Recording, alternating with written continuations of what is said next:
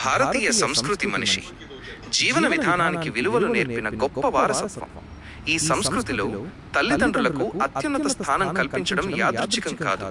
అది అనుభవంతో, ఆచరణతో, ఆధ్యాత్మికతతో ఏర్పడిన సత్యం.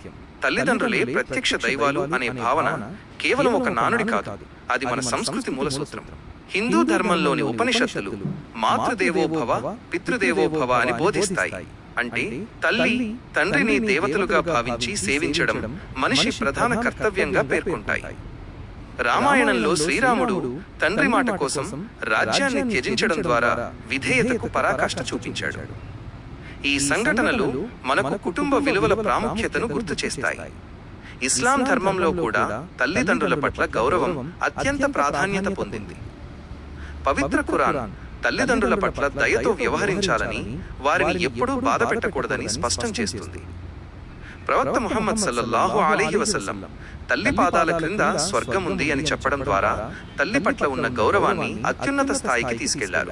క్రైస్తవ ధర్మంలోని బైబిల్ కూడా తల్లిదండ్రులను గౌరవించడం 10 ఆజ్ఞలలో ఒకటిగా పేర్కొంటుంది. ఇది కేవలం ఆధ్యాత్మిక బాధ్యత మాత్రమే కాదు, సమాజ నిర్మాణానికి అవసరమైన విలువగా కూడా నిలుస్తుంది. బౌద్ధం, జైనం వంటి ధర్మాలు కూడా తల్లిదండ్రులకు కృతజ్ఞత చూపడం, వారిని సేవించడం ఒక పవిత్ర కర్తవ్యంగా బోధిస్తాయి.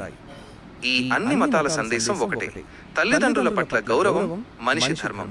అయితే ఆధునిక సమాజంలో ఈ విలువలు క్రమంగా కనుమరుగవుతున్నాయనే ఆందోళన కలుగుతోంది. వృద్ధాశ్రమాలు పెరుగుతుండటం, కుటుంబ బంధాలు సడలిపోవడం వంటి పరిణామాలు మనకు హెచ్చరికగా నిలుస్తున్నాయి. అభివృద్ధి పేరుతో మనం విలువలను కోల్పోతున్నామా అనే ప్రశ్న మన ముందుంది. ఈ నేపథ్యంలో ప్రతి వ్యక్తి ఇంట్రోస్పెక్షన్ చేయాలి. తల్లిదండ్రులు మన కోసం చేసిన త్యాగాలను గుర్తు చేసుకుని వారి వృద్ధాప్యంలో వారికి అండగా నిలబడటం మన బాధ్యతగా భావించాలి. వారి ఆశీస్సులు మన జీవితానికి దారిదీపం. మతం ఏదైనా, కాలం ఏదైనా, తల్లిదండ్రుల పట్ల ప్రేమ, గౌరవం, సేవ అనే విలువలు ఎప్పటికీ మారవు.